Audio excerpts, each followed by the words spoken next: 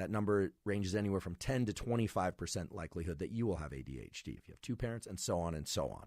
Okay, so there's a genetic component. That genetic component, it turns out, relates directly to how specific neural circuits in the brain wire up, the chemicals they use, and the way they use those chemicals, a topic that we are going to discuss in depth today. Now, if you have a close relative with ADHD, that does not mean that you are fated to have ADHD. And if you happen to have ADHD, there are ways to overcome those symptoms of lack of attention, impulsivity, and so on. Another important point about ADHD is that it has nothing to do with intelligence.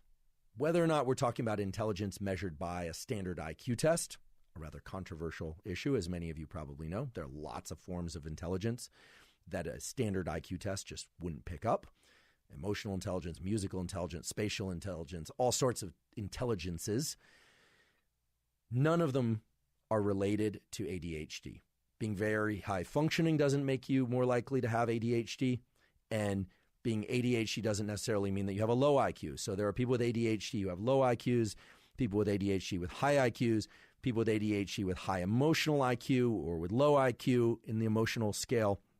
It's all over the place. The important point is that your ability to attend and focus does not relate to how smart you are or your IQ of any type, not just a standard IQ. The renaming of ADD to ADHD took place in the mid to late 1980s when the psychiatric community and the psychological community started taking better notice of the fact that so-called hyperactive kids also had attentional issues. This might seem obvious, but there's been extensive and ongoing revision of the criteria for designating a psychiatric disorder, and this is still an ongoing process, even today. So in the mid-'80s, we started hearing about ADHD, and then gradually that term ADD has been dropped away. However, just the renaming of ADD to ADHD has led to much better diagnosis and detection of ADHD. So right now, the current estimates are that about 1 in 10 children, and probably more, have ADHD. The current estimates are anywhere from 10%, 1 in 10, to as high as 12%.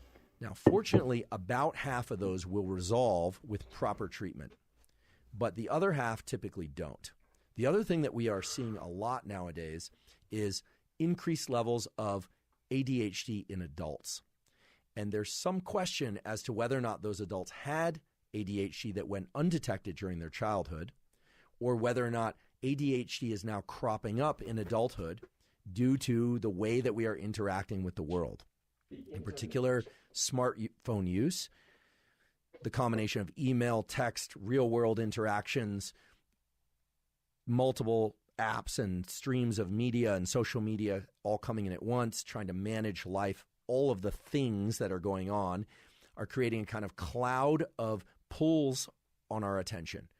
And so there is this question to whether or not we are creating ADHD in adults that never had ADHD prior to being an adult. So let's talk about attention. And first, let's just define what we mean by attention. Out there in the scientific literature and in discussions about ADHD, we will hear things like attention and focus and concentration and impulse control. For sake of today's discussion, attention, focus, and concentration are essentially the same thing. Okay? We could split hairs, and the scientific literature does split hairs about these. But if we want to understand the biology and we want to have a straightforward conversation about ADHD, if I say attention or focus, I'm basically referring to the same thing, unless I specify otherwise. Okay? So people with ADHD have trouble holding their attention. What is attention? Well, attention is perception. It's how we are perceiving the sensory world. So just a little bit of Neurobiology 101. We are sensing things all the time. There's information coming into our nervous system all the time. For instance, right now, you're hearing sound waves. You are seeing things. You are sensing things against your skin, but you are only paying attention to some of those. And the ones that you're paying attention to are your perceptions. So if you hear my voice, you are perceiving my voice. You are not paying attention to your other senses at the moment. Okay? You might even be outside in a breeze, and until I said that, you might not be perceiving that breeze, but your body was sensing it all along. So attention and focus are more or less the same thing, but impulse control is something separate, because impulse control requires pushing out or putting the blinders on to sensory events in our environment. It means lack of perception. Impulse control is about limiting our perception. People with ADHD have poor attention, and they have high levels of impulsivity. They are easily distractible. But the way that shows up is very surprising. You might think that people with ADHD just simply can't attend to anything. They really can't focus, even if they really want to. But that's simply not the case. People with ADHD, yes, they are distractible. Yes, they are impulsive. Yes, they are easily annoyed by things happening in the room. They sometimes have a high level of emotionality as well. Not always, but often. However, people with ADHD can have a hyper focus, an incredible ability to focus on things that they really enjoy or are intrigued by. Now, this is a very important point because typically we think of somebody with ADHD as being really wild and hyperactive or having no ability whatsoever to sit still and attend. And while that phenotype, as we call it, that contour of behavior and cognition can exist, many people, if not all people with ADHD, if you give them something they really love, like if the child loves video games, or if a child loves to draw, or if an adult loves a particular type of movie or a person very much, they will obtain laser focus without any effort. So that tells us that people with ADHD have the capacity to attend, but they can't engage that attention for things that they don't really, really want to do. And as we all know, much of life, whether or not you're a child or an adult, involves doing a lot of things that we don't want to do. Much of our schooling involves doing things that we would prefer not to do and sort of forcing ourselves to do it, to attend even though we are not super interested in what we are attending to. There are a couple other things that people with ADHD display quite often. One is challenges with time perception. Now, time perception is a fascinating aspect of how our brain works. And later we're going to talk about time perception and how you can actually get better at time perception. It's very likely that right now you are doing things that get in the way of optimal time perception. And I will tell you how to adjust your ability to measure time with your brain. People with ADHD often run late. They often procrastinate. But what's interesting and surprising is that if they are given a deadline, they actually can perceive time very well. And they often can focus very well if the consequences of not completing a task or not attending are severe enough. It's a little bit like the way that people with ADHD can really focus if they like something. Well, if they're scared enough about the consequences of not attending, oftentimes, not always, but oftentimes they can attend. If they're not really concerned about a deadline or a consequence, well, then they tend to lose track of time and they tend to underestimate how long things will take. Now, many people do that, not just people with ADHD, but people with ADHD have challenges understanding how to line up the activities of their day in order to meet particular deadlines, even if it's just a simple thing like finishing one set of tasks before lunch. Oftentimes, they will remember that lunch starts at noon, but somehow they aren't able to fill the intervening time in a way that's productive. And they can obsess about the upcoming deadline, for instance. We will talk about how to remedy this. In addition, their spatial organization skills are often subpar. Not always, but often you will find that somebody with ADHD uses what's called the pile system in order to organize things. They will take many belongings, and this could be in the kitchen or in their bedroom or in their office or in any space, and they will start piling things up according to a categorization system that makes sense to them and only them. It doesn't really have any logical framework. Now, many people use the pile system, and if you use the pile system, that doesn't mean that you have ADHD. In fact, if you're unpacking a house or you've moved recently or you've received a lot of presents recently, the pile system makes perfect sense to organize your space. But people with ADHD tend to organize things according to the pile system all the time, and that pile system doesn't work for them. Okay, so that's the key distinction, that they use a filing system, and it's not really files. They're piling things up in a way that makes sense to them, but then it doesn't work for them in terms of what task they actually need to perform. They can't find things, or if anyone moves one thing, then it's very disruptive to their overall plan, because their overall plan doesn't really work in the first place. So that's a common phenotype, as we call it. A phenotype, by the way, is just an expression of a particular set of underlying genetic or psychological components. Okay, so we say the phenotype. So a phenotype could be brown hair and green eyes. Like for me, a phenotype could also be that somebody uses the piling system. Okay. The other thing that people with ADHD have real trouble with is so-called working memory. Now, you might think that people with ADHD would have really poor memories, but in fact, that's not the case. People with ADHD often can have a terrific memory for past events. They can remember upcoming events quite well. Their memory is clearly working. However, one aspect of memory in particular that we call working memory is often disrupted. Working memory is the ability to keep specific information online, to recycle it in your brain over and over again so that you can use it in the immediate or short term. A good example of this would be you meet somebody, they tell you their name, they give you their phone number verbally, and you have to walk back to your phone and enter it into your phone. People without ADHD might have to put some effort into it. It might feel like a bit of a struggle, but typically they would be able to recite that phone number in their mind over and over and then put it into their phone. People with ADHD tend to lose the ability or lack the ability to remember things that they just need to keep online for anywhere from 10 seconds to a minute or two. Okay, so a string of numbers like 643-781 for most people would be pretty easy. 643-781, 643-781. You could probably remember that a minute from now without writing it down. But if you add one more number to that 643-7813, it gets tougher.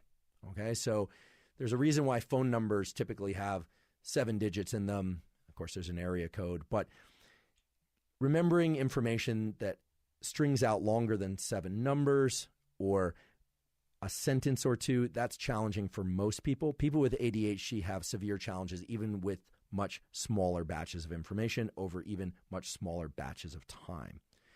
Deficits in working memory are also something that we see in people who have frontotemporal dementia, so damage to the frontal lobes, or age-related cognitive decline.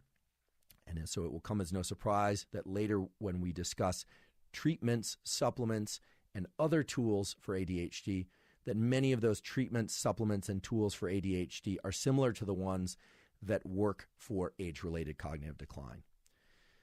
Okay, so we've more or less established the kind of menu of items that people with ADHD tend to have. Some have all of them, some have just a subset of them.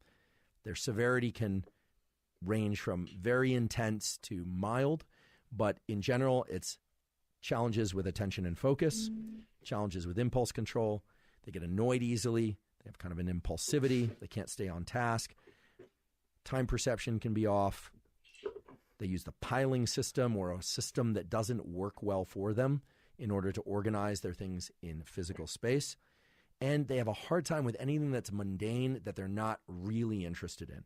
But again, I just want to highlight that people with ADHD are able to obtain heightened levels of focus, even hyperfocus, for things that are exciting to them and that they really want to engage in. So now you have the contour of what ADHD is. And if you're somebody who doesn't have ADHD, you should also be asking yourself which aspects of ADHD are similar to things I've experienced before. Because what we know about the healthy brain is that there's also a range of abilities to focus. Some people focus very well on any task. You give them a task, they can just laser in on that task. Other people, they have to kind of fight an internal battle. They have to convince themselves that it's important or interesting. They have to kind of incentivize themselves internally.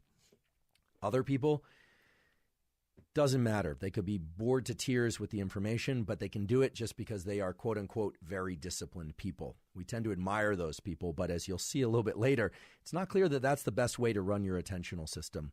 There might be something to this business of having heightened levels of attention for the things that you are most interested or excited by. So let's drill into this issue. What do you mean?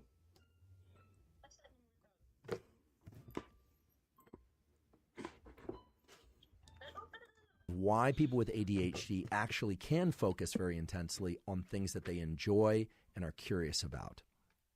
Now, enjoyment and curiosity are psychological terms. They're not even really psychological terms. They're just the way that we describe our human experience of liking things, wanting to know more about them. But from a neurobiological perspective, they have a very clear identity and signature, and that's dopamine. Dopamine is released from neurons. It's what we call a neuromodulator. And as a neuromodulator, it changes the activity of the circuits in the brain such that certain circuits are more active than others. And in particular, dopamine creates a heightened state of focus. It tends to contract our visual world, and it tends to make us pay attention to things that are outside and beyond the confines of our skin. It's what we call exteroception. Dopamine also tends to put us in a state of motivation and wanting things outside the confines of our skin. So whether or not we're pursuing something physical in our world, or whether or not we're pursuing information in our outside world, dopamine is largely responsible for our ability and our drive to do that. But dopamine as a neuromodulator is also involved in changing the way that we perceive the world. So as I mentioned earlier, you have all these senses coming in, and you can only perceive some of them because you're only paying attention to some of them. Dopamine, when it's released in our brain, tends to turn on areas of our brain that narrow our visual focus and our auditory focus. So it creates a cone of auditory attention that's very narrow. It creates a tunnel of visual attention that's very narrow. Whereas when we have less dopamine, we tend to view the entire world. We tend to see the whole scene that we are in. We tend to hear everything all at once. So as I describe this, hopefully you're already starting to see and understand how having dopamine release can allow a person, whether or not they have ADHD or not, to direct their attention to particular things in their environment. Right? So now what we're doing is we're moving away from attention as this kind of vague, ambiguous term, and we're giving it a neurochemical identity, dopamine. And we are giving it a neural circuit identity. And just to put a little bit of flavor and detail on which neural circuits those are, I wanted to discuss two general types of neural circuits that dopamine tends to enhance. So let's talk neural circuits. And for those of you that love hearing neuroscience nomenclature, you're going to eat this part up. And for those of you that don't like a lot of names of brain areas, I invite you to tune out or just try and grab the top contour of this. I will describe it in pretty general terms, but I will give some detail because I know there are some of you out there who really want to dig deeper into what the exact structures and connectivities are. Okay? So there are two main types of circuits that we need to think about with respect to ADHD, attention and dopamine. The first one is called the default mode network. The default mode network is the network of brain areas in your brain, in my brain, and in everybody's brain that is active when we're not doing anything, when we're just sitting there idle at rest. Now, it's very hard to not think about anything, but when you're not engaged in any type of specific task, so you're not driving, you're not playing a video game, you're not trying to study, you're not trying to listen, you're just sitting there letting your brain kind of go wherever it wants to go, your default mode network underlies that state of mind. The other set of circuits that we're going to think about and talk about with respect to ADHD are the task networks, the networks of the brain that make you goal-oriented or that are at least trying to make you goal-oriented. And those are a completely different set of brain areas. However, the default mode network and these task networks are communicating with one another, and they're doing that in very interesting ways. So first I want to describe how these two sets of brain areas, the default mode network and the task networks, normally interact. Okay? So a little bit of naming here. Again, feel free to ignore it if you don't want this level of detail. But the default mode network includes an area called the dorsolateral prefrontal cortex. Frontal cortex, no surprise, is in the front, and you have a dorsal, the top, and side, lateral part, dorsolateral prefrontal cortex. You got one on each side of your brain, right? And then you have a brain area called the posterior cingulate cortex. And then you have an area called the lateral parietal lobe. Again, you don't need to remember these names, but these are three brain areas that normally are synchronized in their activity. So when one of these areas is active in a typical person, the other areas would be active as well. So it's a little bit like a symphony or a band, like a three-piece band. It's like drums, guitar, and bass. They're playing together, okay? That's how it is in a typical person. In a person with ADHD, or even a person who has subclinical ADHD, or in any human being who hasn't slept well, what you find is the default mode network is not synchronized. These brain areas are just not playing well together. Now, the task networks include a different set of structures. It still involves the prefrontal cortex, but it's a different part of the prefrontal cortex, okay? Tends to be the medial prefrontal cortex. And there are some other brain areas that the medial prefrontal cortex is communicating to all the time, mainly to suppress impulses. It's shutting down the desire to stand up or to scratch the side of your cheek or your nose if you're trying not to do that. Anytime you're restricting your behavior, these task-directed networks are very active, okay?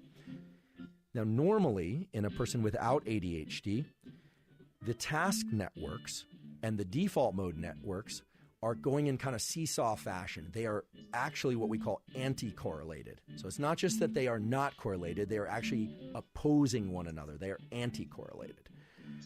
In a person with ADHD, the default mode networks and the task networks are actually more coordinated. That might come as surprising. I think that we all have this tendency to kind of jump to conclusion and assume that somebody who doesn't have an easy time paying attention or has ADHD, that their brain must be completely incoherent, that it's not working well and because everything is out of whack. But there's something interesting about people with ADHD whereby the task networks and the default mode networks are actually working together in a way that's correlated, and that is what's abnormal.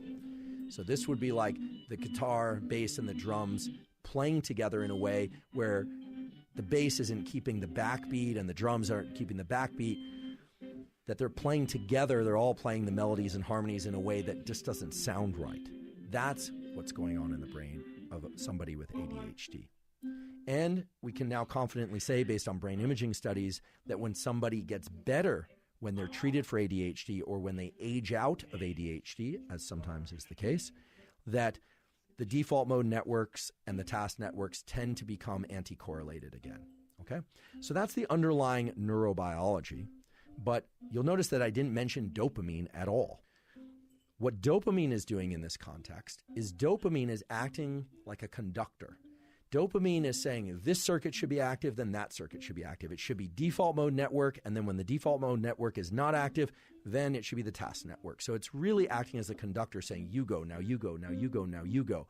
And in ADHD, there's something about the dopamine system that is not allowing it to conduct these networks and make sure that they stay what, you know, the engineers or physicists or mathematicians would say out of phase, to be anti-correlated. Okay, out of phase and anti-correlate, essentially the same thing, at least for purposes of this discussion. So that raises two questions. Could it be that dopamine is not at sufficiently high levels? Or could it be that dopamine is just doing it all wrong? In other words, is there no conductor, or is the conductor playing with like little tiny toothpicks, and so the instruments can't see what they're supposed to do? They can't get the instruction because it's just not loud enough, so to speak. Or could it be that the information is getting out, but the information that's getting out is wrong? The conductor is there, but the conductor isn't very good at conducting. Now, we can gain insight into how this system works and fails and how to treat it by looking at some of the current and previous treatments for ADHD, as well as some of the recreational drugs that people with ADHD tend to pursue and like. Now, I'm certainly not a proponent of people with ADHD taking drugs recreationally. That's not what this is about. But if you look at their drug-seeking behavior and you couple that drug-seeking behavior to their desire to remedy their attention deficit, you start gaining some really interesting insight into how dopamine is regulating these circuits in normal circumstances and in people with ADHD. So what exactly is going on with the dopamine system in people with ADHD? And what's going on with the dopamine system in people that have terrific levels of attention for any task? Well, in the year 2015, an important paper came out. The first author is Spencer, and it came out in a journal called Biological Psychiatry. And it formalized the so-called low dopamine hypothesis of ADHD. The idea that dopamine was somehow involved or not at the appropriate levels in people with ADHD, had been around for a pretty long time. But a formal proposition of the low dopamine hypothesis led to some really important experiments and understanding of what goes wrong in ADHD. It turns out that if dopamine levels are too low in particular circuits in the brain, that it leads to unnecessary firing of neurons in the brain that are unrelated to the task that one is trying to do and that is unrelated to the information that one is trying to focus on. So if you think back before, you've got this default mode network and a task-related network, and they need to be in this kind of concert of anti-correlation, and in ADHD, they're firing together. Well, the problem seems to be that when dopamine is low, certain neurons are firing when they shouldn't be. This is like a band, right? We'll go back to our band. That's a guitar, a bass, and a person playing the drums. And it's as if one of those or several of those instruments are playing notes when they shouldn't be playing, right? The pauses in music are just as important as the actual playing of notes. When dopamine is too low, neurons fire more than they should in these. Oh, sure.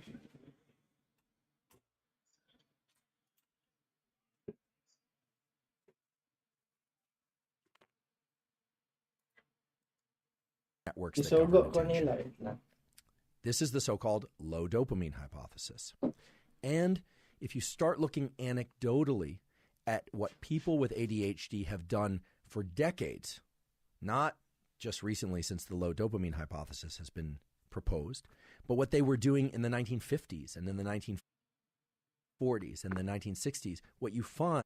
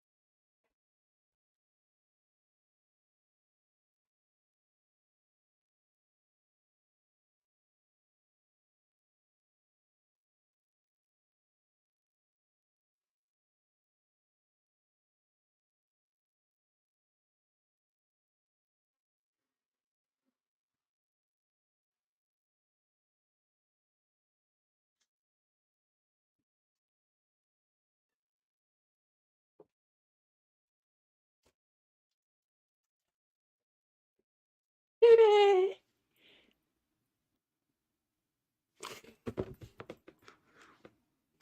What do you mean?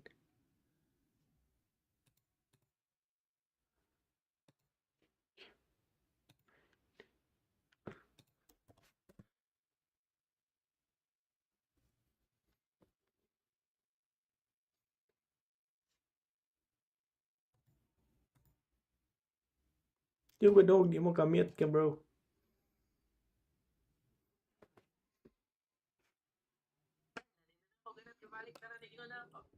Nanday kay giingan. Ako ba din nasala? Imo sala ako di magingnan. Ingan ko wawa kay ako baby. Sige ka pa to sa workout. Sige ka po. Ano? Because no kung baby. Ano ako because Kita na ba ko sa stream? Makita ko sa stream. Ayan, isa ko lang yung Alanta.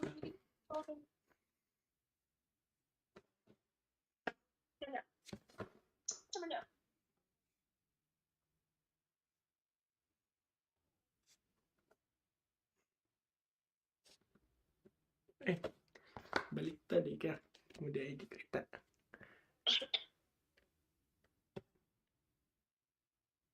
Kita stream. Makita mo ko sa stream. Kita stream.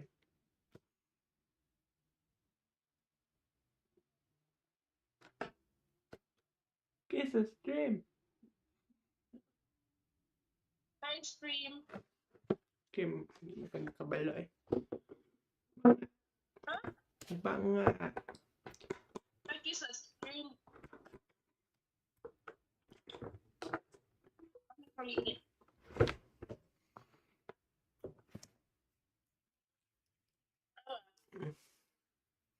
Wow. Uy, gamay lagi na. Usually anak mo gud na. Mo ba na? I feel like ningniwang. Sakto ba? Yeah, mura siyang ningniwang. Eh? Oh, imagine na. Okay. I feel like nag-gaslight ko, pero sige, go.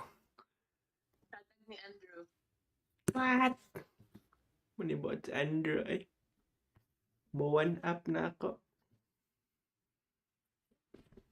Parang si Andrew has 3 points. Nain na. Pila naman yung points? Got na 65. So-called Tiri naman kahagyon sa pag-5. Plus 2. Tikasan. right? We'll go back to our band. That's a guitar, a bass. Pila? 20. Oh? Oh? Pila? 25. Pila? 25. Oh my God, ay ako.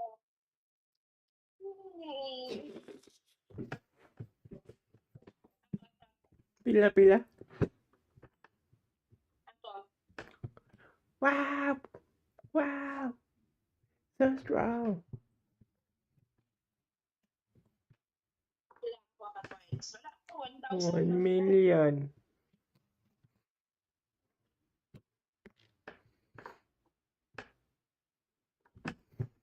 Good job, good job.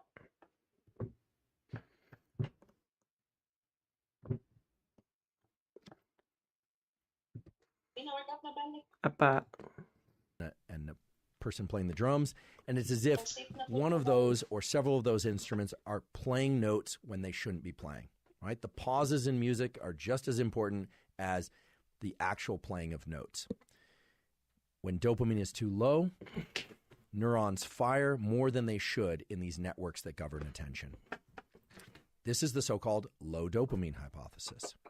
And if you start looking anecdotally at what people with ADHD have done for decades, not just recently since the low dopamine hypothesis has been proposed, but what they were doing in the 1950s and in the 1940s and the 1960s, what you find is that they tend to use recreational drugs, or they tend to indulge in non-drug stimulants. So things like drinking 6 cups of coffee or quadruple espressos, or when it was more prominent, smoking a half a pack of cigarettes and drinking 4 cups of coffee a day. Or if the person had access to it, using cocaine as a recreational drug or amphetamine as a recreational drug. All of those substances that I just described, in particular cocaine and amphetamine, but also coffee and cigarettes, increase levels of multiple neurotransmitters, but all have the quality of increasing levels of dopamine in the brain, and in particular in the regions of the brain that regulate attention and these task-related and default mode networks. Okay? Now, young children, fortunately, don't have access to those kinds of stimulants most of the time, and those stimulants all have high potential for abuse in adults. So we will talk about the potential for abuse in a few minutes. But if you look at children, even very young children with ADHD, they show things like preference for sugary foods, which also act as dopamine-inducing stimulants. Now, of course, once they get access to soda pop and coffee and tea, they start to indulge in those more than other people. For a long time, it was thought that children with ADHD consumed too many sugary foods or drank too much soda, or adults with ADHD would take recreational drugs like methamphetamine or cocaine, or would drink coffee to excess or smoke cigarettes to excess because they had poor levels of attention and because they couldn't make good decisions. They were too impulsive and so forth. And while that certainly could be the case, knowing what we now know about dopamine and the fact that having enough dopamine is required in order to coordinate these neural circuits that allow for focus and quality decision making, an equally valid idea is that these children and these adults are actually trying to self-medicate by pursuing these compounds, right? Things like cocaine lead to huge increases in dopamine. Well, what happens when somebody with ADHD takes that drug? It turns out they actually obtain heightened levels of focus. Their ability to focus on things other than things they absolutely care intensely about goes up. Likewise, children who consume anything that increases their levels of dopamine, if those children have ADHD, they tend to be calmer. They tend to be able to focus more. Now, this is very different than children who do not have ADHD. When they consume too much sugar, they tend to become super hyperactive. When they consume any kind of stimulant, they tend to go wild and run around like crazy. I actually have an anecdote about this just to illustrate it. I have a friend. He has 2 children that are now in their teens and 20s, but when they were little, one time I brought them some chocolate just as a gift when I showed up at their house. And within 30 minutes, the kids were running around like crazy. I mean, they were pretty high energy kids, but they were going bonkers. And that's actually when the mother, my friend at the time, unfortunately still now, looked at the chocolate and realized that it was chocolate with espresso beans in it. It was like dark chocolate espresso beans. So I was really at fault there. You don't want to give kids dark chocolate with espresso beans. But what you're really seeing, that hyperactivity, that is dopamine. Okay, it's the sugar combined with the caffeine, in this case, combined with a few other compounds that exist in chocolate that really increase our levels of alertness and our tendency to want to move around a lot. Okay, so dopamine and low levels of dopamine apparently are what's wrong in people with ADHD. That dopamine hypothesis is what led to the idea that treating people, children and adults included, with dopaminergic compounds would somehow increase their ability to focus. And if you look at the major drugs that were developed and now marketed by pharmaceutical companies for the treatment of ADHD, those drugs have names like Ritalin. Nowadays, it's typically things like Adderall, modafinil, and some of the other derivatives. They all serve to increase levels of dopamine, in particular dopamine in the networks that control task-directed behavior and that coordinate the default mode network and these task-related networks. So many of you have probably heard of Ritalin. Ritalin is a prescription stimulant that is prescribed for ADHD as well as for narcolepsy. Narcolepsy is a condition in which people tend to fall asleep during the daytime quite a lot. It's excessive daytime sleepiness, not due to lack of sleep at night, but also tend to fall asleep when they get excited. If they're really emotionally excited or about to eat or any other kind of activity that would normally get somebody really aroused and alert. People with narcolepsy tend to fall asleep, or they tend to become what's called cataplectic. They tend to just sort of go limp in the muscles. So it's this invasion of sleep into the daytime. It's dysregulated by emotion. You can imagine why a stimulant, something that would wake you up, make you very alert, focused, and motivated, would be a good treatment for narcolepsy. Adderall also is used to treat ADHD and to treat narcolepsy. Things like modafinil, also used to treat ADHD and narcolepsy. So you're sensing a theme here. So what are the differences and similarities between these drugs, and what can that tell us about ADHD? Well, Ritalin was one of the first-generation drugs that was prescribed for ADHD in order to deal head-on with this dopamine hypothesis, this idea that in ADHD, dopamine levels are too low. Nowadays, Adderall is the more typically prescribed drug for ADHD. That has to do with some of the so-called pharmacokinetics, the rate at which those drugs enter the system and how long they last in the system. So, for instance, Ritalin was a drug that was packaged into various time-release formulas, whereas initially Adderall was only released in a form that had a very short life, so meaning that it wasn't in the bloodstream very long and didn't affect the brain for very long. And so the dosages could be controlled in a more typical way. Without going into a lot of tangential detail, as you all know, at different times of day, you tend to be more or less alert. So a long, sustained release drug, while that might sound like a really terrific thing, if that drug is having an effect of making you more alert and it's released across very many hours of your day, there might be periods of your day when you feel too alert, periods of your day when you feel just right, and periods of your day when you wished that you were more alert. These are some of the pharmacokinetics, kinetics meaning movement, of the different compounds within the bloodstream and brain that you could imagine in a very real way would impact whether or not someone would feel really good on one of these drugs or whether or not they would feel too anxious or too sleepy and so on. Let's take a step back for a second and just ask, what are these drugs? We know they increase dopamine, but what are they really? Well, Ritalin, also called methylphenidate, is very similar to amphetamine, speed, or what's typically called speed in the street drug nomenclature. Adderall, which goes by various other names, okay, so Adderall, Adderall XR, Midasis, things like that. Adderall is basically a combination of amphetamine and dextroamphetamine. Now, some of you probably realize this, that Adderall is amphetamine, but I'm guessing that there are a good number of you out there, perhaps even parents and kids, that don't realize that these drugs like cocaine and amphetamine, methamphetamine, which are incredibly dangerous and incredibly habit-forming and have high potential for abuse, well, the pharmaceutical versions of those are exactly what are used to treat ADHD. Now, they're not exactly like cocaine or methamphetamine, but they are structurally and chemically very similar, and their net effect in the brain and body is essentially the same, which is to increase dopamine primarily, but also to increase levels of a neuromodulator called epinephrine or norepinephrine, also called noradrenaline and adrenaline. Those names are the same. And to some extent to increase levels of serotonin in the brain and blood, but not so much serotonin. That's just kind of a small smidgen of effect. Okay, so dopamine way up, norepinephrine and adrenaline way up. So that's motivation, drive, focus, and energy. And to some extent, a little bit of serotonin, which is really more about feeling calm and relaxed. And you can imagine why that would be a good balancing effect for dopamine and norepinephrine. So what I'm essentially saying is that the drugs that are used to treat ADHD are stimulants, and they look very much like, in fact, nearly identical to some of the so-called street drug stimulants that we all hear are so terrible.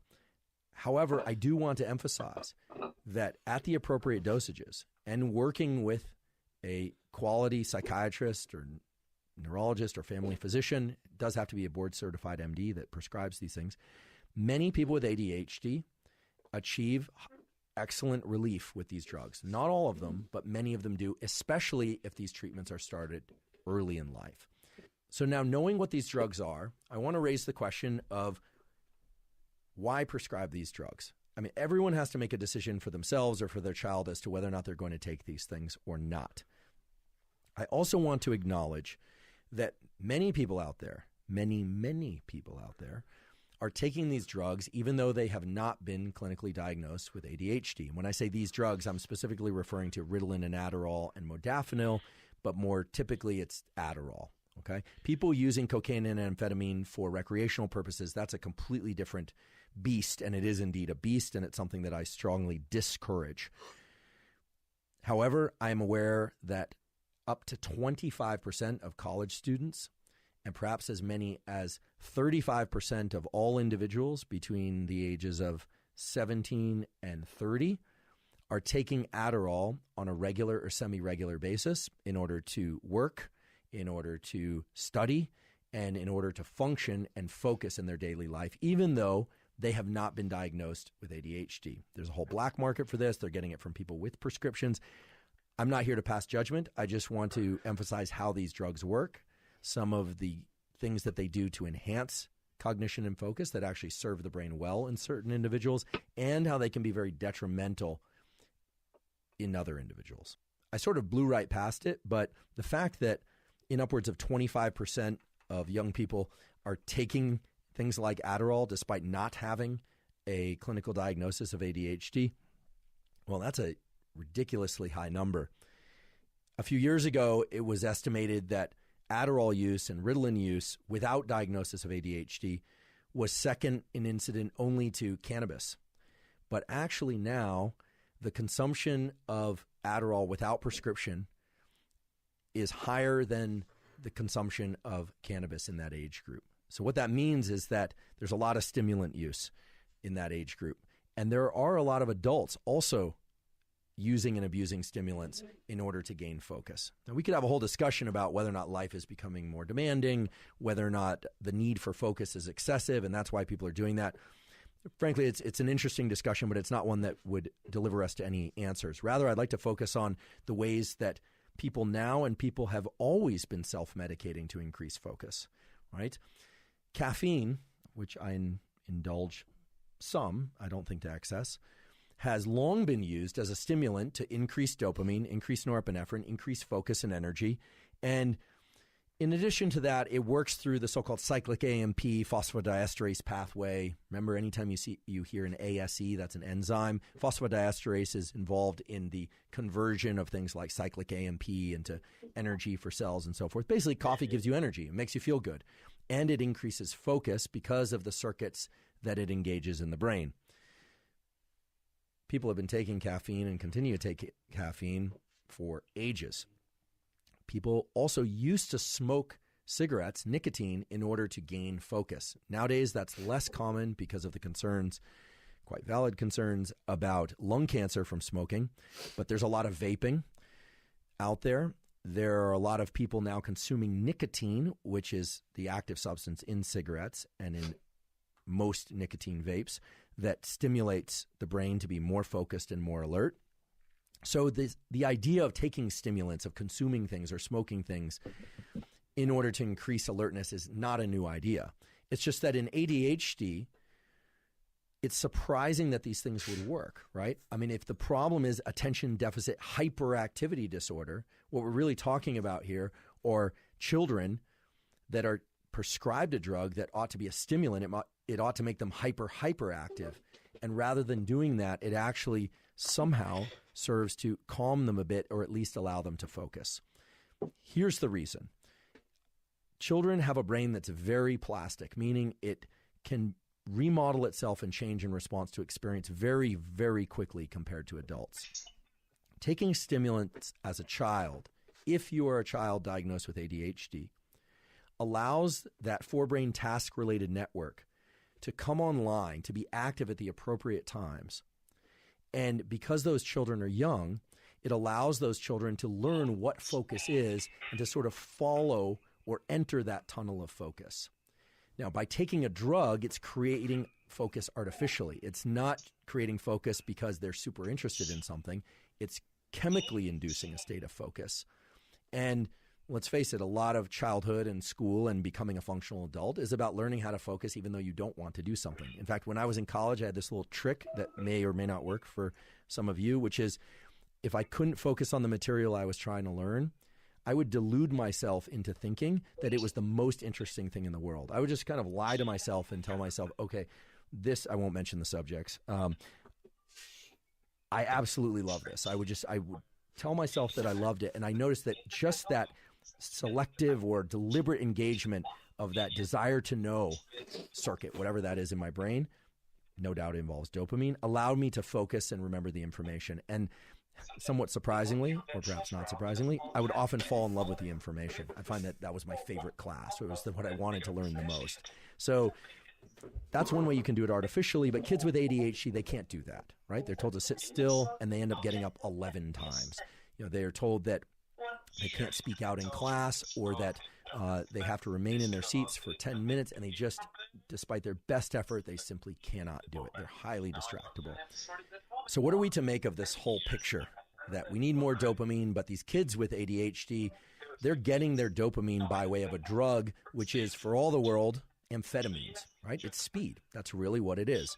What are the long-term consequences? What are the short-term consequences? And what should we make of people taking these drugs without a clinical need? What are the consequences there?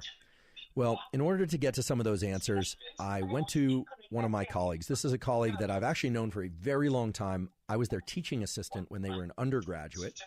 They went on to get an MD, a medical degree, as well as a PhD, and have become a pediatric neurologist that specializes in the treatment of epilepsy and ADHD in kids of all ages, from age 3 to 21. That's the age range, pretty broad age range, and has extensive knowledge in this. And what makes them particularly interesting for sake of this discussion is that they have a child, a young boy, who's now showing signs of ADHD, and they are on the threshold of trying to decide whether or not they will prescribe Adderall or something similar. So we had a discussion about this, and prior to learning that their child may have ADHD, I asked the following questions. First of all, I asked, what do you think about giving young kids amphetamine? And their answer was, on the face of it, it seems crazy, but provided that the lowest possible dose is used and that dosage is modulated as they grow older and develop those powers of attention, their observation was that they've seen more kids benefit than not benefit from that.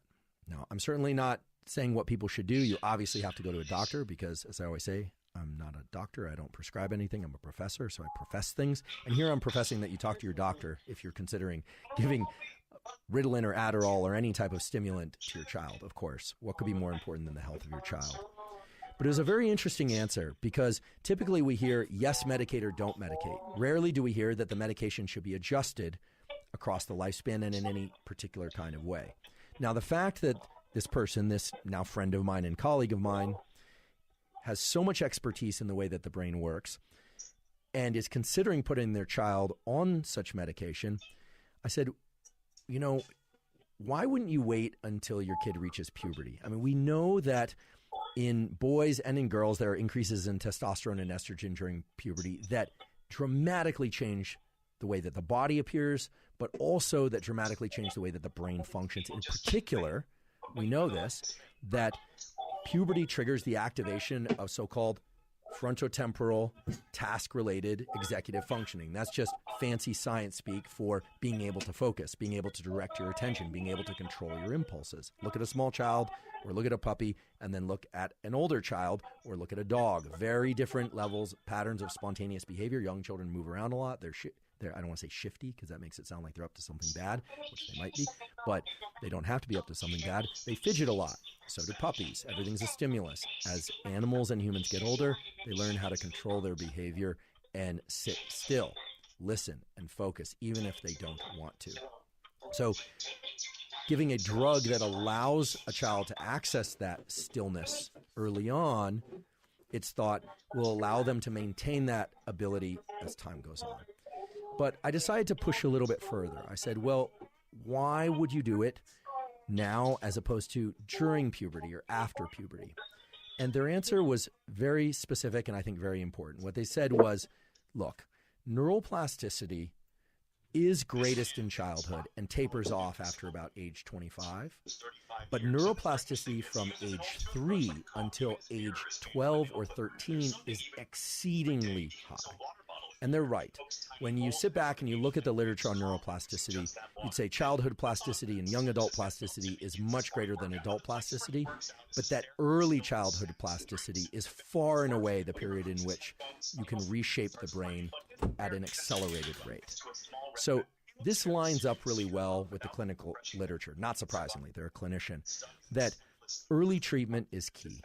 If you have the opportunity to work with a quality physician and treat these things early, these drugs can allow these frontal circuits, these task-related circuits, to achieve their appropriate levels of functioning and for kids to learn how to focus in a variety of different contexts. Now, is that the only thing that they should be doing? Of course not. So the next question I asked was, what should we make of all this diet-related stuff, right? I've heard before that the so-called elimination diet, or ingesting no sugars or no dairy or no gluten, that all of these things have been purported to improve symptoms of ADHD. And people and parents with ADHD go to fanatic lengths to try and find the exact foods that are causing problems and the exact foods that the kids can eat in order to try and get their brain wired up right and correctly and to avoid lifelong ADHD. And their answer was really interesting.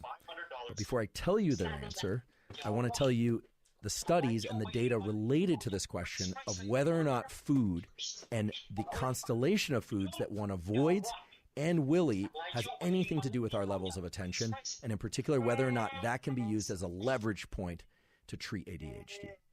So you can imagine the challenges of exploring the role of diet and nutrition in any study, but especially in a study on ADHD. Why? Well, because as I mentioned before, children with ADHD, and it turns out adults with ADHD, tend to pursue sugary foods or any types of food that increase their levels of dopamine. They are naturally drawn to those foods, whether or not they realize it or not, presumably as a way to try and treat their lack of focus and impulsivity.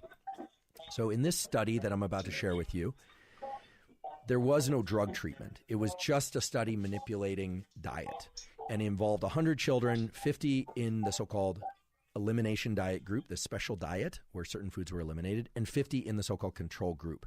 However, being a well-designed randomized controlled trial, the study also included a crossover, meaning where the kids would serve as their own control or control group at a certain portion of the study. So they would be in one group where they eliminated certain foods, and then after a period of time in the study, they would swap to the other group. This is a powerful way to design a study for reasons that you can imagine, because you start to eliminate changes and effects due to individual differences. In any case, 100 children total, 50 in each group at any one period in time, and the effects that they observed were extremely dramatic. In the world of statistics and analysis of scientific data, we talk about p-values, probability values. What's the likelihood that something could happen according to chance? And typically the cutoff would be something like p less than 0.05. That's less than 0.05 chance, essentially, of the effect being due to chance. However, in this study, every single one of the effects is p less than 0.0001, very, very infinitesimally small probability that the effect observed could be due to chance. So what were these effects? These effects were enhanced ability to focus, less impulsivity, even less tendency to move when trying to sit still. So everything from mental focus to the ability to control their bodies improved when they were in the elimination diet group. What was eliminated? Well, the elimination diet in this particular study was a so-called oligoantigenic diet. It was a diet in which each kid took a test to determine which foods they had antibodies for, meaning that they were mildly allergic to. Now, in this study, it was very important that the kids not be extremely allergic to any food because, as I mentioned before, they actually served as a control at one point in the study where they were eating all sorts of foods, including foods that they had mild allergies to. So basically what the study said was that eliminating foods to which children have allergies can dramatically improve their symptoms of ADHD. And this study, not surprisingly, because it was published in such a high-quality journal, Lancet, etc., large number of subjects, set the world on fire. People were extremely excited about these results because here, in the absence of any drug treatment, there was a significant improvement in ADHD symptoms observed. And then came the criticisms. So many papers were published after this, specifically dealing with reanalysis of these data. And I want to be fair in saying that the data in the paper look good, but there are criticisms of the overall structural design of the study. I don't want to go into all the details exactly because it gets really nuanced about some of the statistics and the way that one examines these types of data. But there was skepticism, and in science, skepticism is healthy, especially when making decisions about whether or not to treat or feed children one food or another, or give them one drug or another. Now I want to return to the story of my friend who is a pediatric neurologist and treats ADHD and has a child who is on the precipice of perhaps starting to take drugs for the treatment of ADHD. I asked the simple question, do you see an effect of diet? Meaning, when parents control the diet of their children, does it make a positive or negative or no difference in terms of the way that the kids respond to ADHD drugs like Ritalin and Adderall, or whether or not it can help them avoid treating with those drugs entirely? And her response was very straightforward. She said, elimination of simple sugars has a dramatic and positive effect. She's observed that over and over and over again in many dozens, if not hundreds, of patients. Okay. Now, that's not a peer-reviewed study. That's a statement that I'm conveying to you anecdotally, but it's a highly, highly informed one. I said, what about these elimination diets? She said, and I found other sources to support this, that these oligoantigenic diets are controversial. There are many people who really believe in identifying all the things that you're allergic to and making sure that you and especially your kids avoid those foods. However, there's another camp that's starting to emerge in the peer-reviewed scientific literature showing that when kids are not exposed to certain foods, in particular nuts and things of that sort, they develop allergies to those foods, and then when exposed to them later, they cause real problems. So there's a whole galaxy of discussion and controversy and outright fighting about allergies in kids and whether or not the oligoantigenic diet is the appropriate one. However, out of the 4 neurologists and psychiatrists that I spoke to about ADHD in preparation for this, every single one said children with ADHD, as much as possible, should be encouraged to avoid high sugar and simple sugar foods of most kinds. And if they can find particular foods that exacerbate their symptoms, obviously eliminating those foods is beneficial. And the foods that exacerbate their symptoms change over time. So I don't like giving a complicated answer, but I also don't like giving an incomplete answer. What this tells me is that children, and especially young children who have ADHD, should probably not eat much sugar, in particular simple sugars. In addition to that, exploring whether or not they have existing allergies to foods they already consume might be a good idea. At least that's what this paper, the Pelser et al. Lancet paper, seems to speak to. And I should mention that that paper was published in 2011. Since then, there have been many dozens of studies exploring the same thing, as well as meta-analyses of all those data. And it does appear that diet can have a highly significant role in eliminating or at least reducing the symptoms of ADHD. So much so that some of the children are able to not take medication at all or eventually wean themselves off medication as young adults and as adults. One interesting question is whether or not adults should modify their diet in order to increase their levels of focus if they're already having normal levels of focus but would like more, or would like to reduce existing adult ADHD. That's an interesting and even more controversial topic. It brings us right into the realm of what are called omega-3 fatty acids. I've talked many times on this podcast about the known benefits of omega-3 fatty acids, in particular getting 1 gram, 1,000 milligrams or more, even as much as 2,000 milligrams each day of the so-called EPA component of omega-3 fatty acids, known to have antidepressant effects, mood elevating effects, known to have important effects protecting the cardiovascular system. I think it's now clear that the immune system also benefits, that omega-3 fatty acids that include 1 gram or more of EPAs are very beneficial. Typically that's done through fish oil. Liquid fish oil is going to be the most cost efficient, but there are capsule forms for those of you that don't like fish oil. You can ingest this through other means. You can get it from certain algae or krill, et cetera. You have to make it compatible with your particular diet, whether or not you're vegan or vegetarian or omnivore, et cetera. Omega-3s have been shown to have all these positive health benefits. Do they have positive effects on focus and attention? And the answer is you can find studies that support that statement, and the effects are significant, but the effects are modest.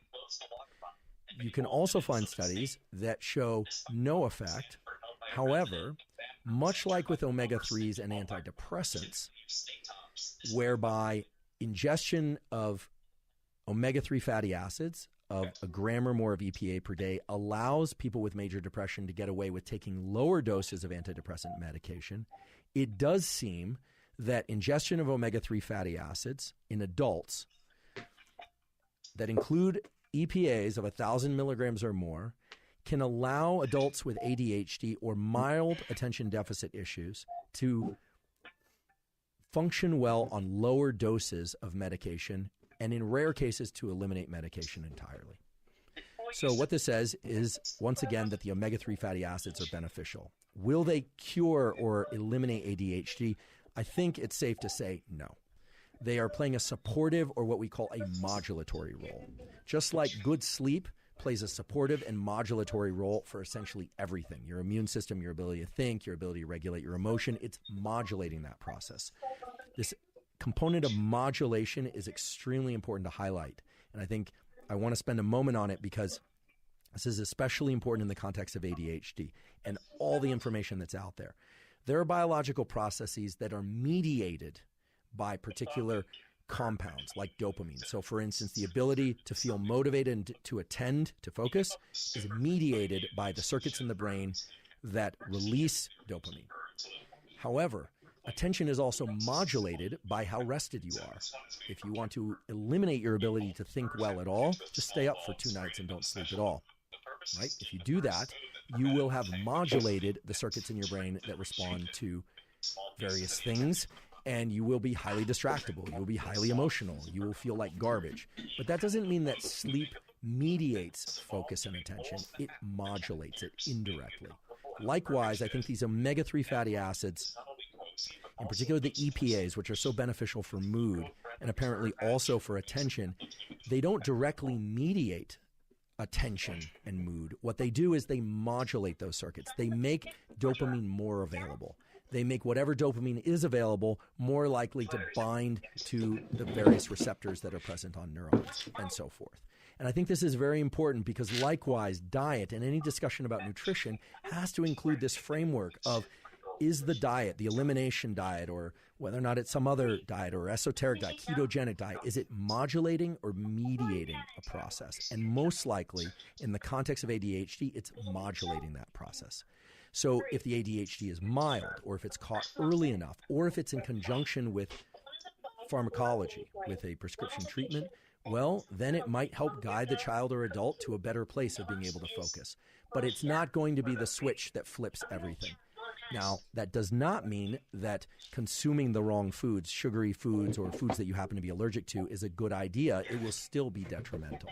So I hope that conceptual framework helps, because if you go online, if you're somebody with ADHD or not, you are going to be bombarded with the ADHD diet, the oligoantigenic diet, the elimination this supplement, that EPA. And I think it's very important to understand whether or not you're talking about something mediating a process or modulating a process. Now, drugs like Ritalin, drugs like Adderall, they are tapping into the circuitries and the neurochemistries that mediate attention and focus. They are not the only alternatives, or the only choices, rather, for treatment of these circuits and enhancement of the circuits for focus. I'm going to talk about other alternatives and some behavioral alternatives that are not very well known but are very, very effective in a few minutes.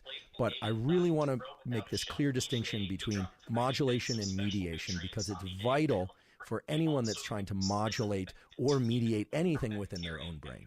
If any of you are interested in this oligoantigenic diet as it relates to ADHD, and you want to explore a more recent study besides that classic 2011 Lancet study that's rather controversial, there's a paper that was published in Frontiers in Psychiatry just last year, 2020, The title of the paper is Oligoantogenic Diet Improves Children's ADHD Rating Scale Scores Reliably in Added Video Rating.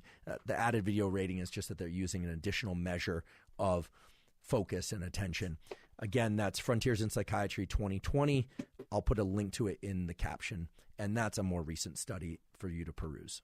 So we've talked about the neural circuits of focus and the chemistry of focus, but we haven't talked yet about what would make us better at focusing and what focusing better really is. So let's take a step back and think about how we focus and how to get better at focus. And I'm going to share with you a tool for which there are terrific research data that will allow you in a single session to enhance your ability to focus, in theory, forever. What I'm about to read you is from an excellent book that I recommend if any of you are interested in neuroscience and things like meditation and default mode networks and things of that sort. The book is called Altered Traits.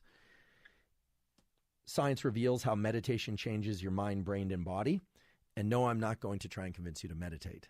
I'm going to share with you a small passage in the book that relates some research data related to focus that are very important. If you want to meditate, that's your choice. That's a separate matter. This is a book by Daniel Goleman and Richard Davidson. And I should just mention that Goleman is a well-known author.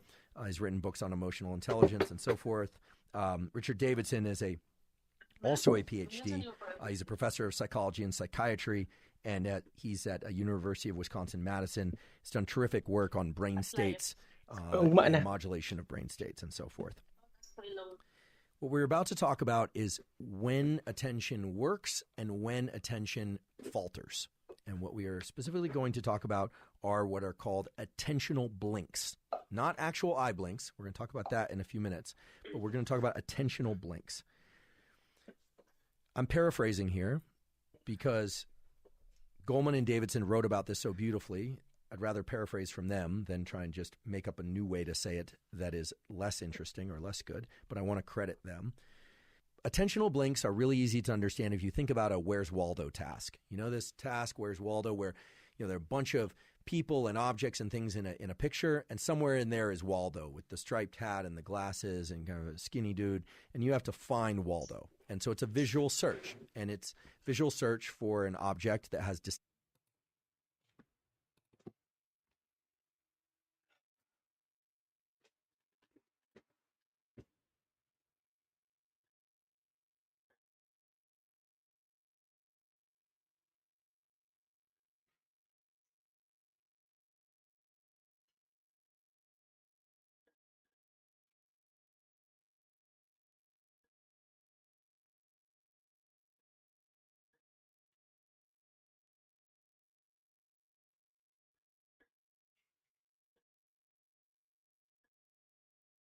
Yan ang cellphone ra ka.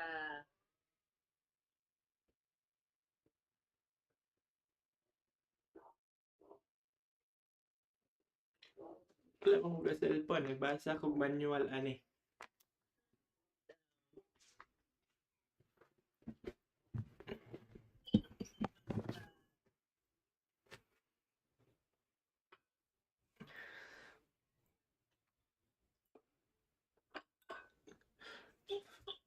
Basa ko manual ani.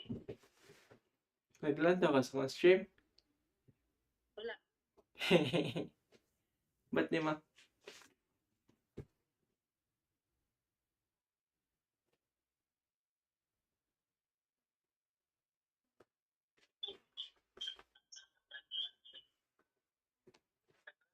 Stream. Isa.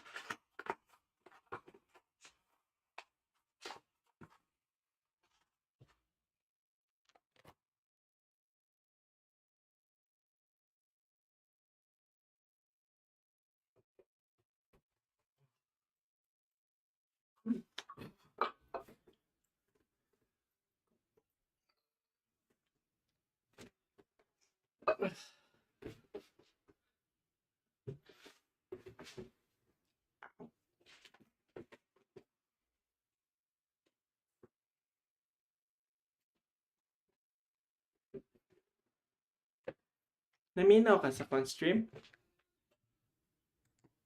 Link features, Mag-play but ko is embedded in. video. Muni kung gipaminaw na podcast. Awa. Walang music by the way. Gali, ako mag-pause ka nagbasa ko pero magpa-music ko ha. This ocean of other things that could easily be confused as Waldo. So you tend to look, and then you find Waldo. Kids can do this. They enjoy doing this. Adults may or may not enjoy it, but they can do it too. They find Waldo. When you find Waldo, or when you search for a target in some other visual search task, at that moment, your nervous system celebrates a little bit. And it celebrates through the release of neurochemicals that make you feel good. You found it, and you pause. Now, the pause is interesting because when you pause, what we know from many experiments is that in that moment of pause and mild celebration, however mild, you are not able to see another Waldo sitting right next to it. So what this means is in attending to something, in searching, and in identifying a visual target, your attention blinked. It shut off for a second. And there's a more formal and more laboratory type way that we look at this. The more typical way to do this is to give someone a string of letters or a string of numbers, and beforehand you tell them, be on the lookout for the letters R and Z. Okay, you're just going to watch this string of numbers go by, and there will be a letter R in there, and there will be a letter Z in there, and try and spot them both. And what you find is when you present that string of numbers, and then they see the R, they register it consciously, and they tend to miss the Z, just like in the Waldo type example. Now, of course, the numbers are going by pretty quickly, but they can spot the R. They could also spot the Z if you told them beforehand, just spot the Z. And the numbers are moving through at the same rate in both conditions. So what that means is that in every case, you are capable of seeing the R or the Z. It's when you try and see both that seeing the first one prevents you from seeing the second one. It's what we call an attentional blink. We do this all the time, and people with ADHD tend to have many more attentional blinks than people that don't. And this is true for children and for adults. Now, this is an important point, so important that I want to emphasize it twice in case you attentionally blinked. If you see something that you're looking for or you're very interested in something, you are definitely missing other information, in part because you're over-focusing on something.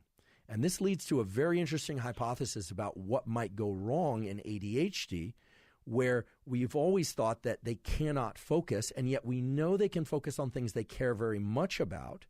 Well, maybe, just maybe, they are experiencing more attentional blinks than people who do not have ADHD. Right. And indeed, there are data now to support the possibility that that's actually what's happening. And that should be exciting to anyone that has ADHD. It should also be exciting to anyone that cares about increasing